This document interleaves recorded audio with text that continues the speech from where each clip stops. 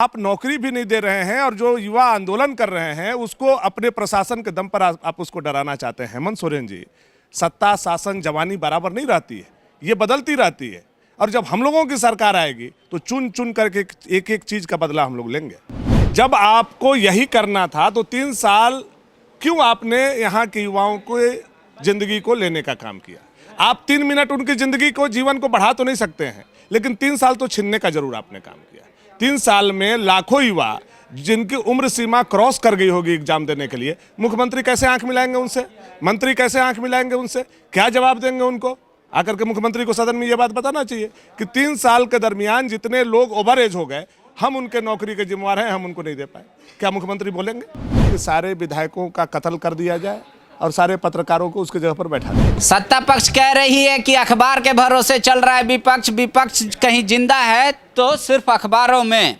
हमारे साथ विपक्ष के ही विधायक है भानु जी। सत्ता पक्ष कह रहे कैसे जान गए? ओपन फॉर ऑल कर दिए हम अखबार पढ़ के, मतलब हम बोलबे नहीं किए कुछ, आई कर रहे हैं। हम तो 32 पास करवाए हैं, 32 पेपर हम तो नहीं छापते हैं ना पंडित जी, ठीक है। और ये जो आपका द फॉलो अप है ये भी हम नहीं चलाते हैं। तो या तो सूचना आप लोगों ने हम लोगों तक गलत पहुंचाई है या तो सरकार ने गलत किया है। ये इसमें तो भाजपा की कहीं से कोई गलती नहीं है। नहीं तो सरकार कह रही है कि जब सदन में रखा जाएगा तब किया जाएगा। ये हंगामा का विषय है या युवाओं का विषय? दाढ़ी में तिनका चोर का निशानी है। हाउस चल रहा है। 1932 का सब्जेक्ट हम लोगों ने विधानसभा से सर्वसम्मति से पास करके गवर्नर के यहाँ भेजा हुआ है। गवर्नर ने लौटाया नहीं लौटाया इसकी भी जानकारी अभी तक सदन को नहीं है।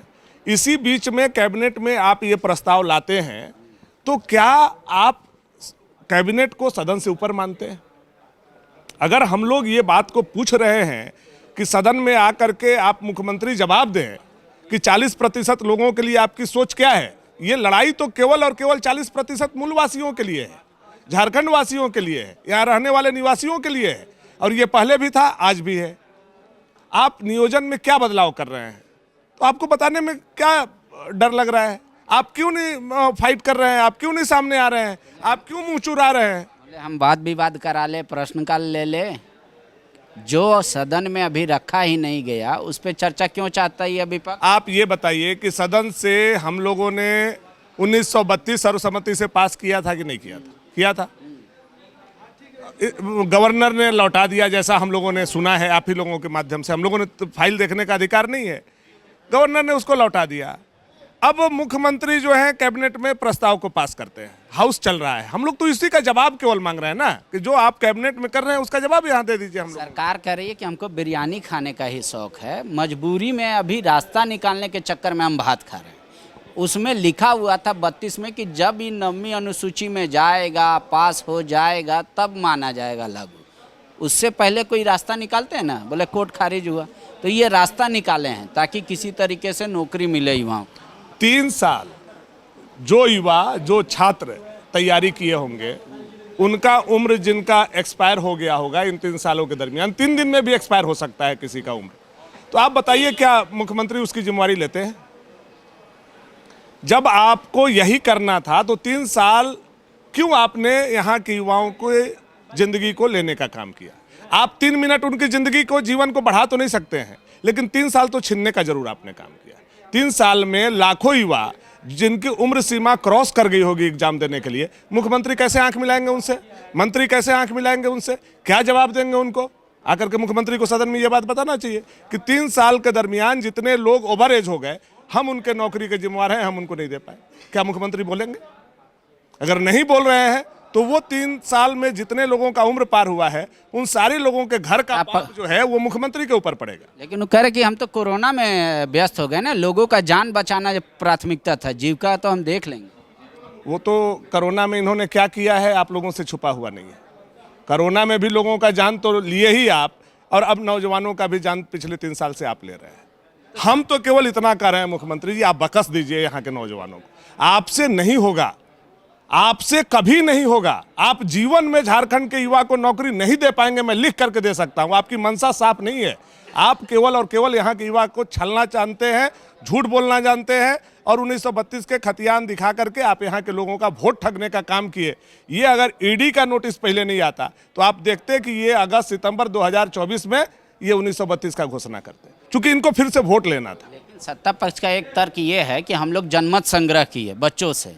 जब बच्चों ने 73% बच्चों ने कहा कि हाँ ठीक है 2016 से पुराना नीति चलेगा, तब हम लेके आए हैं। पांडे जी, आप समझदार पत्रकार हैं, आपके पास दो ऑप्शन दिया जाए कि आपका हत्या कर दिया जाए या आपको जेल में डाल दिया जाए, तो आप कौन सा चूज करना पसंद करेंगे? आप यही बात बोलेंगे कि हमारा हत्या नहीं किया जाए, हमारा जान नहीं लिया जाए, हमको जेल में बल्कि डाल दिया जाए, हो सकता है कभी न्याय मिलेगा तो हम छूट जाएंगे। आपने दो ही ऑप्शन दिया कि हम सुप्रीम कोर्ट जाएं या 2016 के पहले का नियोजन नीति अपनाएं। आपने ऑप्शन ही ज़्यादा नहीं दिया लोगों के पास। वैसी परिस्थिति में युवा जो सोचा कि आप 2 साल जो बचा हुआ है, हो सकता है कुछ लोगों का ज़िंदगी इसी बहाने निकल जाए, किस्मत खुल जाए, तो उस ऑप्शन में उन्होंने चूज किया है। आपने उसमें भी धोखा देने का लोगों को काम किया है। एक और आरोप है कि बीजेपी का आईटी सेल लग के ट्रेंड कराया, 60-40 नहीं चलता। इसका मतलब सरकार के आईटी सेल से बीजेपी का आईटी सेल मजबूत है। आज वैसे युवा जो 60-40 नहीं चलते हो ट्रेंड कराया, उसको आपका विजिलेंस परेशान कर रहा है। आपके पुलिस पदाधिकारी जा करके उसको डरा रहे हैं, धमका रहे हैं वैसे युवाओं को, वैसे लोगों को रेकी की जा रही है।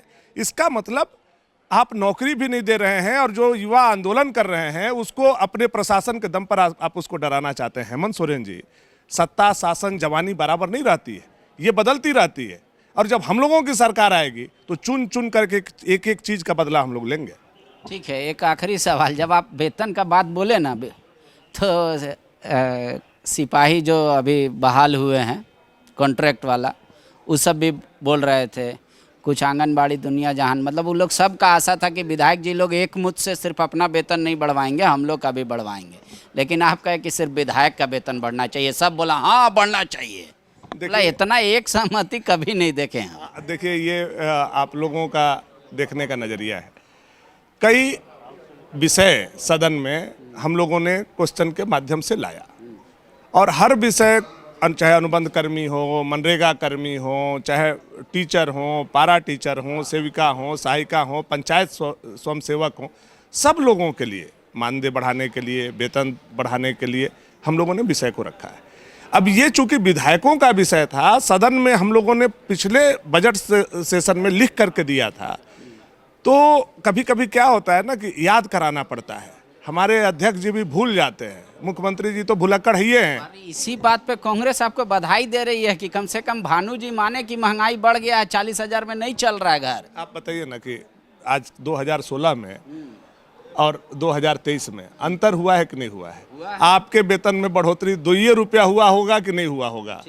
आप अपने से जरा सा सोचिए, उसके बाद विधायक के लिए सोचिए, सब लोग अपने लिए सोचिए। कांग्रेस क्यों इतना दिल खोल के आपका स्वागत किया इस भाषण? कांग्रेस के विधायकों को भी वेतन बढ़ा हुआ चाहिए, इसीलिए वो लोग हमारा स्वागत कर रहे हैं। न्यूनतम कोई स्केल बताइए, क्योंकि फाइनेंस मिनिस्टर कह रहे हैं कि ये लोग पैसा खजाना खाली करके गया है, तो न्यूनतम क्या होना चाहिए? अब तो सुनते हैं बहुत खजाना भर गया है। अमित अग्रवाल ने भर दिया है, पूजा सिंघल ने भर दिया है, वीरेंद्र राम ने भर दिया है, प्रेम प्रकाश रमन ने भर दिया है। बहुत सारे लोगों ने खजाना मुख्यमंत्री के यहाँ भरने का काम किया है, तो उसी से दें हम लोगों को। तो न्यूनतम क्या होना चाहिए? जो दिल्ली का विधायकों का वेतन है वो हम लोगों को 6 लाख 9 लाख दे दें और अच्छा है, लेकिन जो दिल्ली का है वो हम लोगों को दें।